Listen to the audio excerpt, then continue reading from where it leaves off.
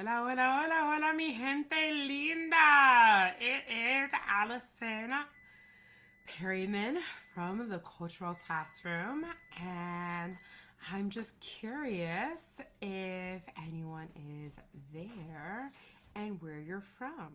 So let me know in the comments if you are here, if you're ready to learn a little bit about the African diaspora, how it's related to Spanish, the Spanish language, and just grow, right? That's what we want to do as teachers. We want to grow, we want to learn, and that's that.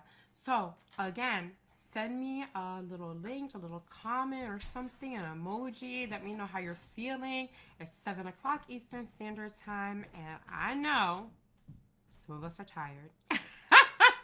But we're here. We are here.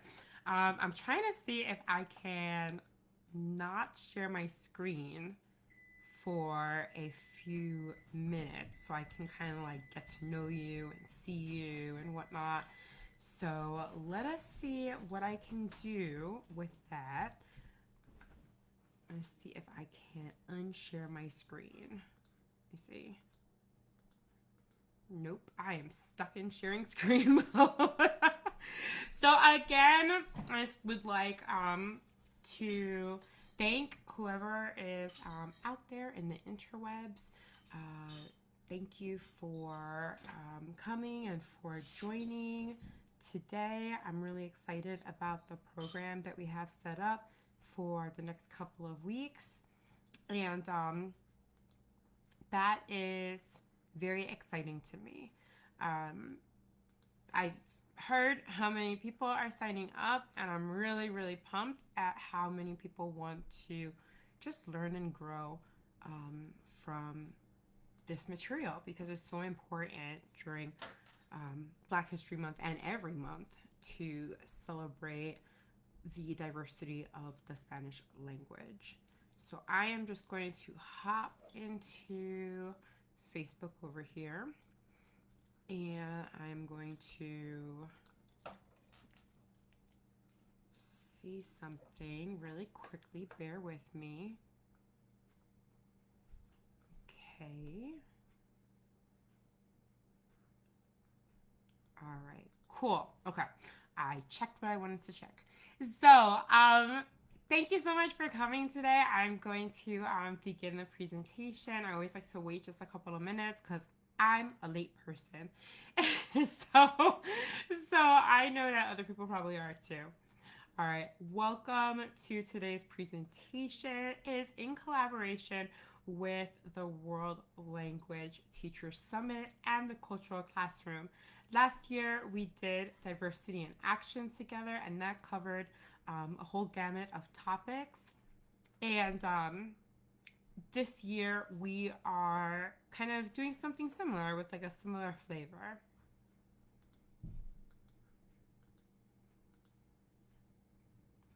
Make sure you stay tuned, stay to the end, participate, because there are going to be some giveaways, some freebies, and I can't wait to give them to you guys. It's gonna be fun. So just make sure you stay till the end, and that is how you will get your material. Okay. 1 second. Just pulling up a link.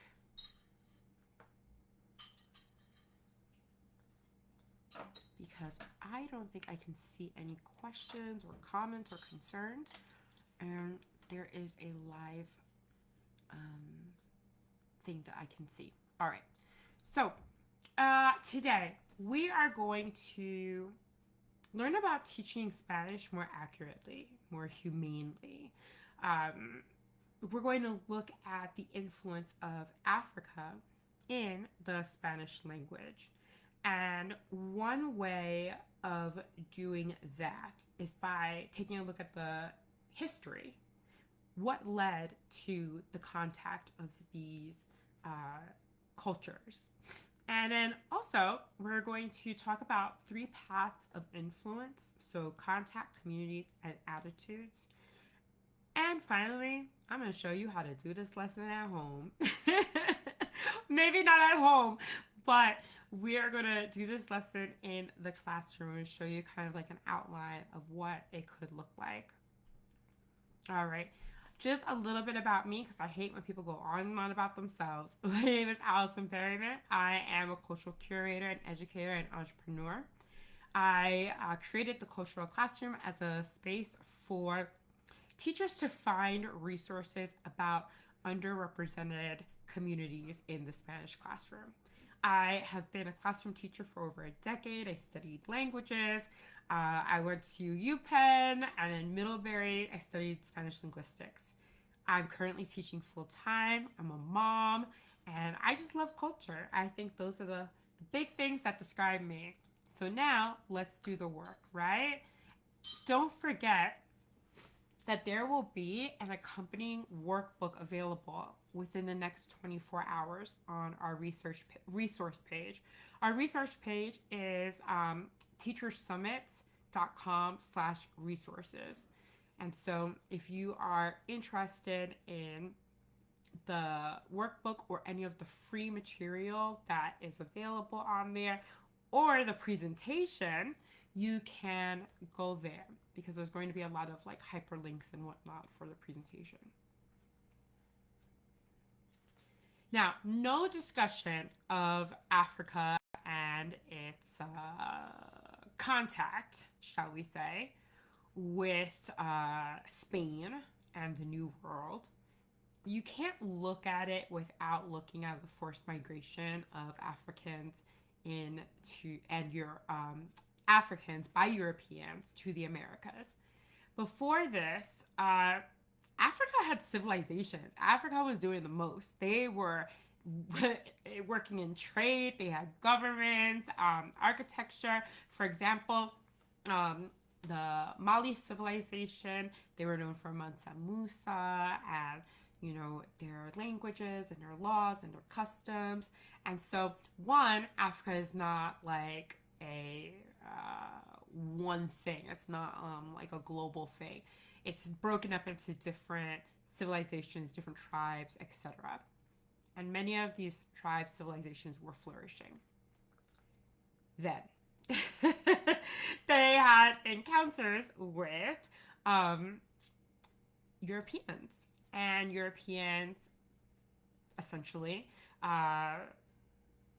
looked at them as a means to an end, a way to get work done. And there was a dehumanization of this population. So now you have this forced interaction between two populations. And it asks the question, well, how did the effect happen in the reverse? Like how did or were there Africanisms in Spanish? Was there a reverse influence?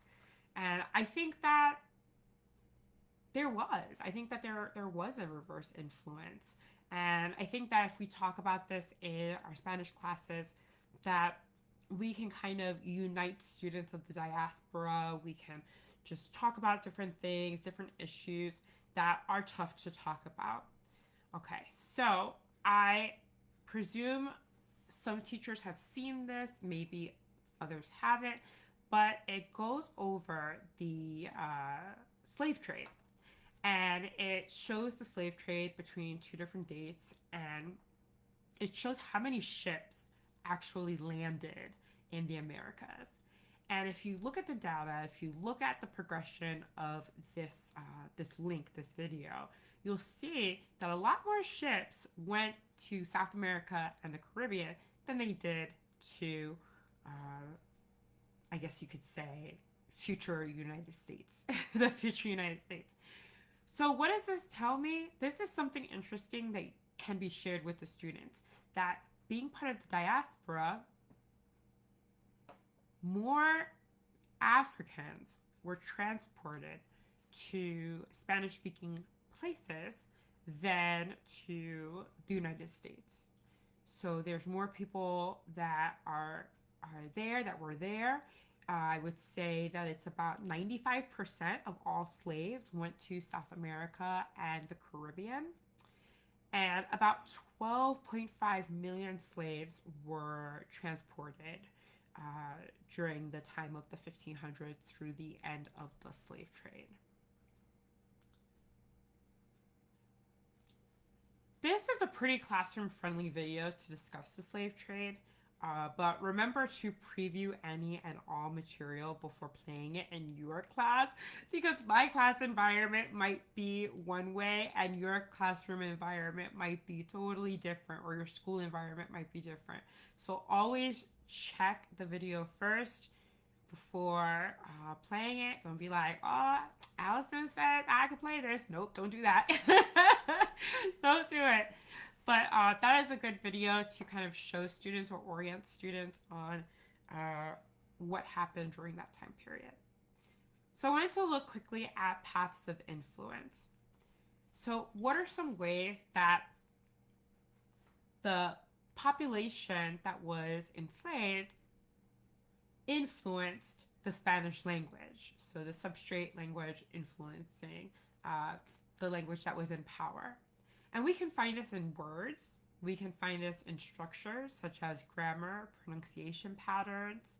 And we can look at this as through the lens of attitudes. What gets labeled as proper Spanish?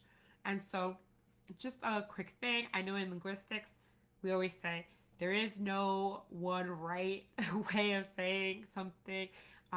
We don't label things as improper, or we don't label languages as incorrect.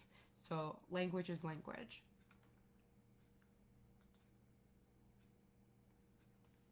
So one example of influence is the Africanismos that you can find in Spanish. Actual words that feature or are of African origin.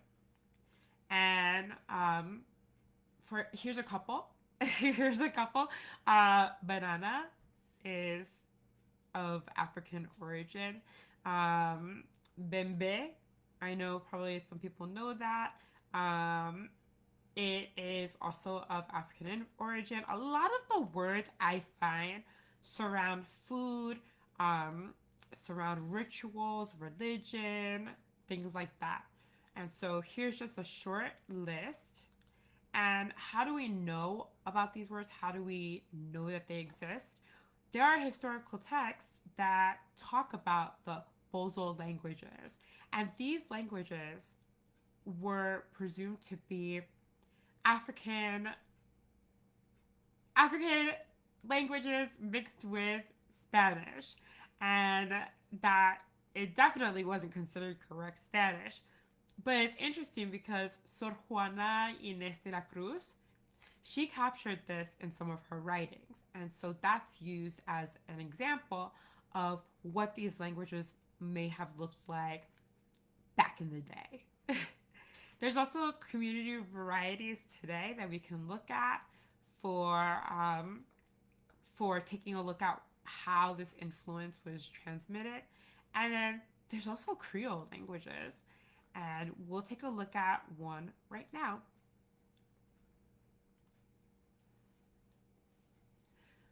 Palenque. Palenque is a place in Colombia where slaves held off European influence. They held off European, I guess you could say, invasion, question mark. And they held this territory for hundreds of years, okay?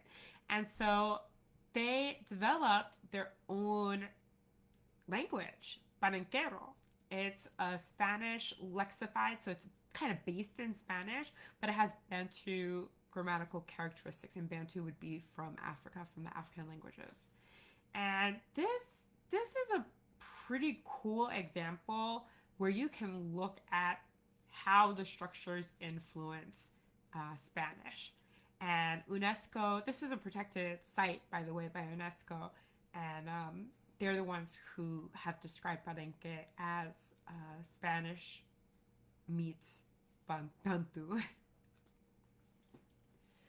this is an infographic that I put together. Again, if there's any questions, please let me know. Just jump in, type your questions, and I'd be happy to answer them.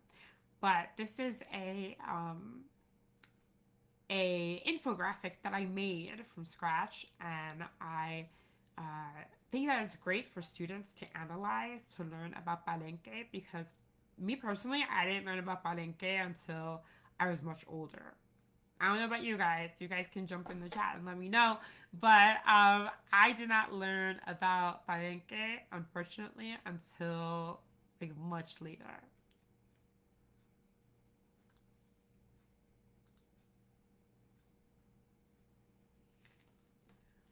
Kombilesa mi. I learned about Kombilesa mi from my teacher. I had a teacher, and I call him Armin, Armin Schwegler, and he is an expert on Palenque, the language, the culture, etc. And I learned about this video from him. And I kind of explored other videos, and this one's pretty cool for the classroom because it's a tiny desk concert. So again, preview everything before you show it to your students. There are also Afro-Hispanic varieties. For example, they aren't quite Creole languages where they have been, you know, Spanish meets Bantu languages like Palenque, but they're influenced. They're influenced by kind of like this, like an African background. It's pretty cool. So Chocó, Spanish is from Colombia, and Loíza, Spanish, we have Puerto Rico. So let me know if you are familiar with those varieties in Spanish. If you're familiar with those linguistic varieties, the dialects, let me know, because I think that it's fascinating. I love studying dialects of different regions. So when you sign up, you get this presentation. You're going to get this presentation if you go to that resource page, which I'll list again at the end. But here are some linguistic features of Chocó. And you don't have to be an expert in it, but it's helpful just to know, wow, these are the ways that they speak potentially in this region. The frequent use of subject pronouns. So we all know that in Spanish, we can drop the subject pronoun. You don't have to say, yo quiero jugo. You could say, quiero jugo. That's it. But in a lot of these varieties, there is the use of the pronoun, and that kind of is a descendant of the origins of the African language. All right. There's also some aspects that relate to the intonation, that relate to the syllable timed aspects, and the rhythm that happens. So a great band to feature would be this one. Somos Pacíficos, Somos los Prietos, or all of those would be really cool songs to play in class, not just for the language variety, but also for the identity of Afro-Latinos in the class, just kind of showing what Afro-Latinos or who Afro-Latinos are.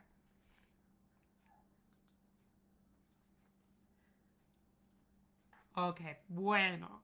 We have Loíza, and Loíza has very similar aspects as well, and also, like I said, a lot of the lexicon that is Afro-Caribbean focuses on music, food, and religious practices.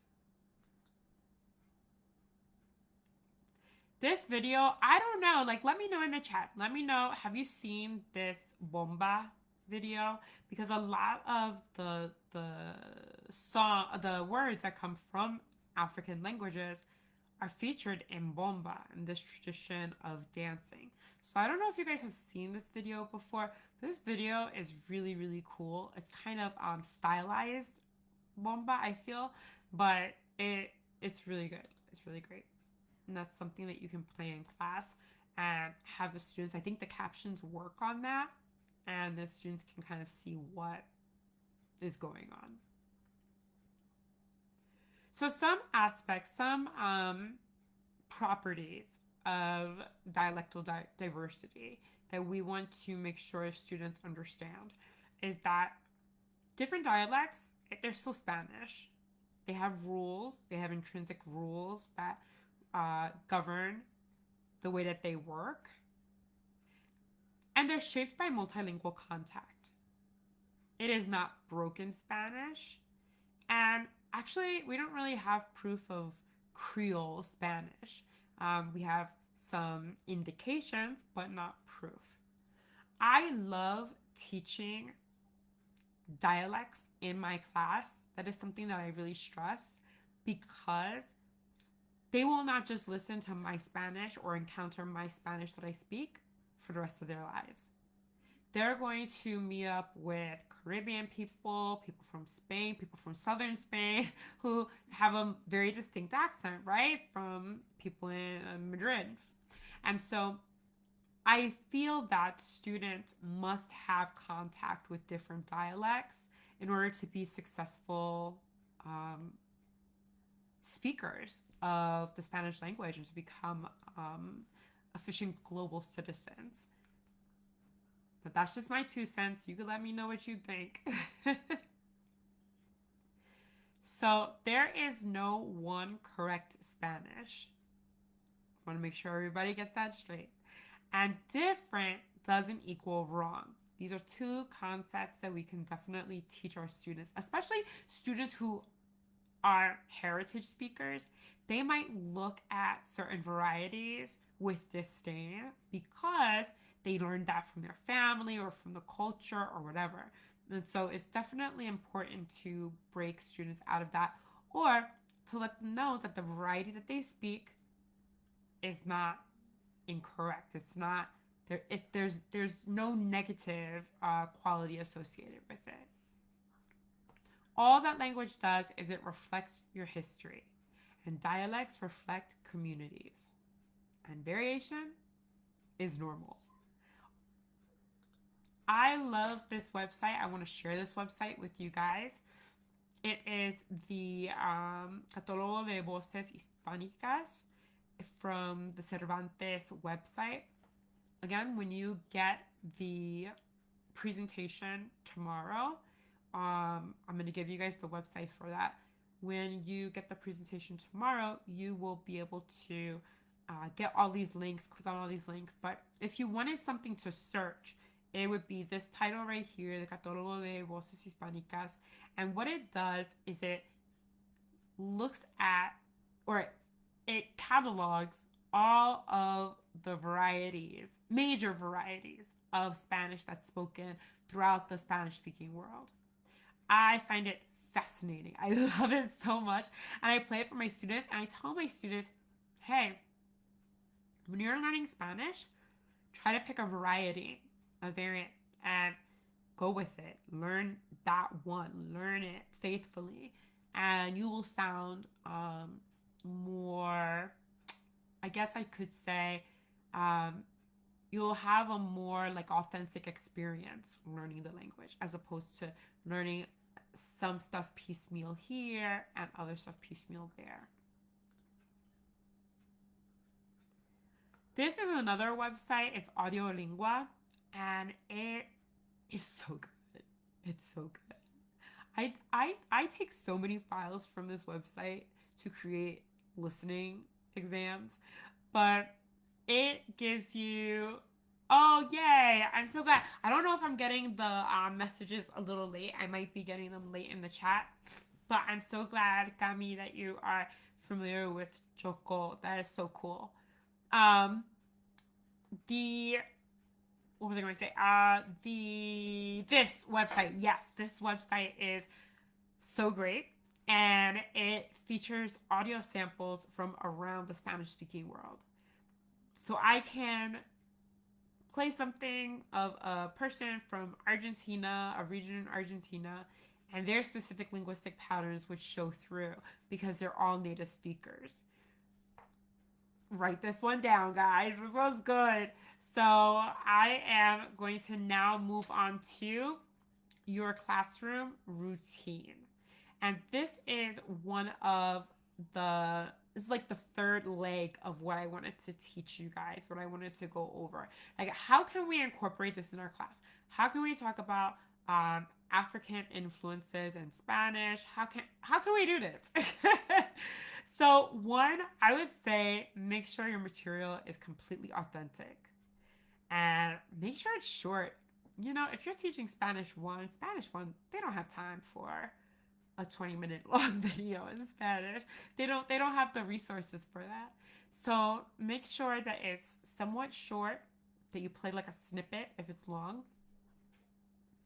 that it's culturally grounded, that it shows language and identity, and that it's safe for your class, because we want to preview everything for our class. Remember, we're trying to keep our jobs, and we want to preview everything for our class so that there's no issues later on. I would also say, just going right back to, you know, act full and the 3 Ps, which I think all language teachers are familiar with.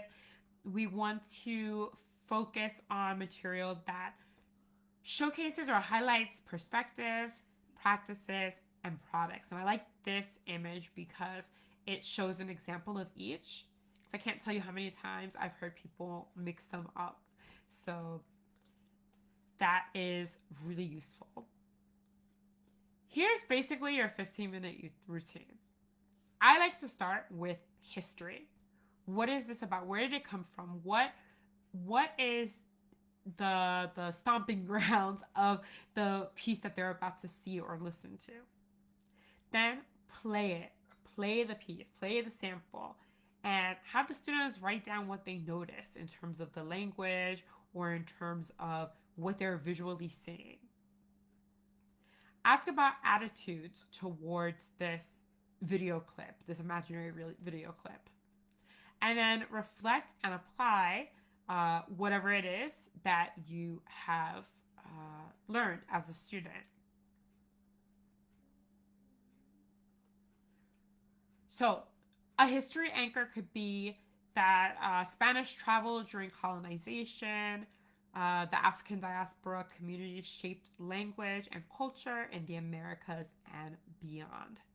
And you could maybe even play one of those, the TED Talk animated videos for your students to kind of give them some background, because some students might not know. They actually might not know. I've had students who they were unaware of the transatlantic slave trade and the influence that it had.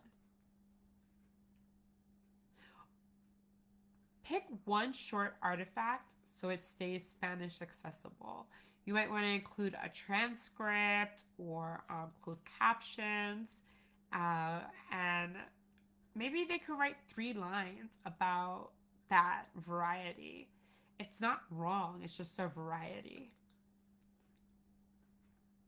In terms of attitude, we want to get a quick check, right? Like, when I hear this accent or dialect, I don't expect, or I tend to assume, have the students question what their biases are, or what they think about, what their assumptions are. I think that's super important. I just told my kids today, I was like, you have to question everything. You have to question why you think the way that you think. You have to question why you view certain things in a certain light. And so that was a whole discussion today. That would be interesting for another video.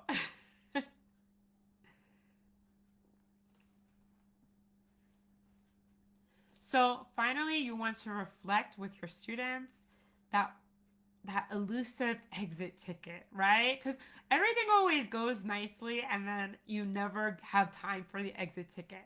But I would suggest you do it. Ask the students what's one thing that they learned in Spanish, what's one respectful thing to remember about dialects, and what's one question that they have. Pick one. So essentially, that is the presentation for today, short and sweet, talking about where this contact has come from, talking about the transatlantic slave trade, giving you guys lots of videos and resources that you can use in the classroom. Remember, preview it. And then giving you guys kind of a sample of what a 15-minute lesson could look like. All right, so I don't know if you have any questions, but let me know if you have any questions. I also have, stay tuned, I have some resources that I want to show you guys. And so let me know. I'm going to give you guys a few seconds because I have a lag. So let me see. I have a bit of a lag here in terms of when I see your questions. So sad.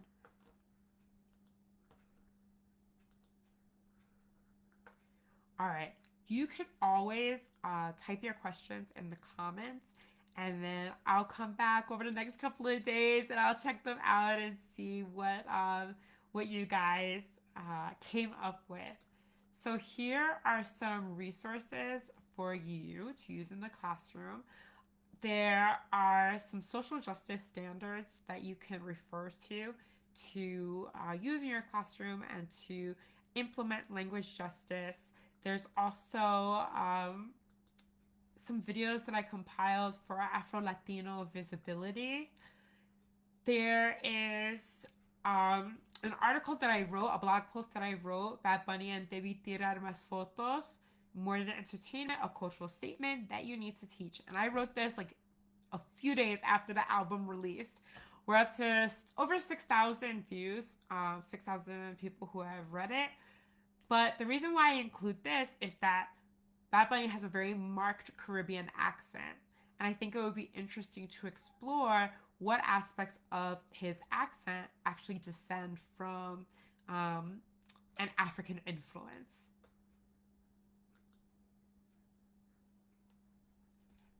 If you are interested, there is a Celia Cruz freebie that I'm offering. I have a video where I am speaking in Spanish, and then the worksheets go along with it. Celia Cruz had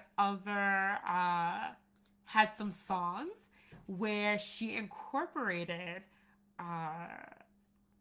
words that were of African descent, like el egua quiere tambo, and that one has a lot of religious overtones, undertones, etc. All right, guys, we're almost there. I gotta do some giveaways.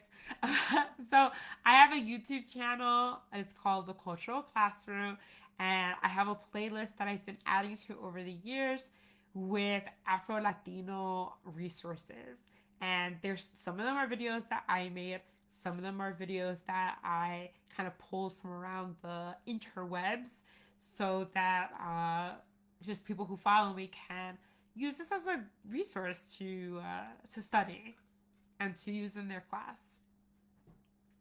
All right, if you want your resources today or tomorrow, you can go to teachersummit.com/resources. There's freebies in there. There's free reading samples. Not samples, actually. You get the whole thing. There's one on Celia Cruz that's in there, and it's free. It's free. Compliments of the World Language Teachers Summit.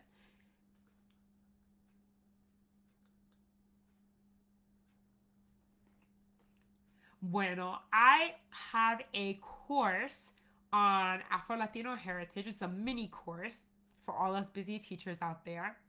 And I am actually going to give away 2 seats to the course. So if you can, in the chat or comments, I want you to guess a number between 0 and 100. I'm going to write my number down. I want to see if you can guess my number. Unfortunately, you can't see me, but I do have a number written down. So if you are watching this live, or if you watch this within like the next 24 hours or so, I will contact you for your giveaway. Oh, we got a 5. We got a 5. Oh, 56. 56.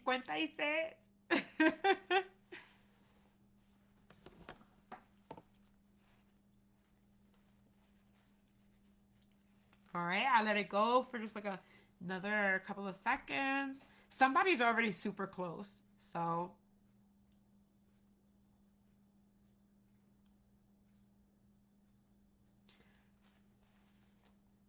All right, bum bum bum.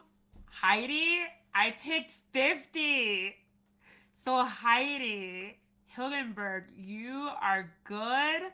And then I guess, I don't know who's closer. Is it Jonah who's closer? I'm not sure. Here, I think Jonah and Heidi are the ones that are closest to my number. And let me see. Both of you, can you please email me? Can you please email me at I'm going to put it in the chat, cultural classroom at gmail.com. Just make sure I spell it correctly. All right, so I've got Heidi. I'm just gonna like type this up so I know who to expect a message from. And Jonah. Congrats, guys! What? You got a little mini course for free. And it's hosted by me. That's so much fun. All right, so if you would like to connect with me, I am at the Cultural Classroom, which they didn't have Cultural Classroom available, so it's room. No O's. I am also available on Facebook, on YouTube, WordPress. I have my blog, which is theculturalclassroom.blog, and I'm also on TPT if you are interested in tons of resources on Afro-Latinos and Afro-Latinidad. All right, thank you so much, everybody. And if you have any questions, just leave them in the comments and I'll come back and I'll just lurk and answer them. All right, bye guys, have a great evening.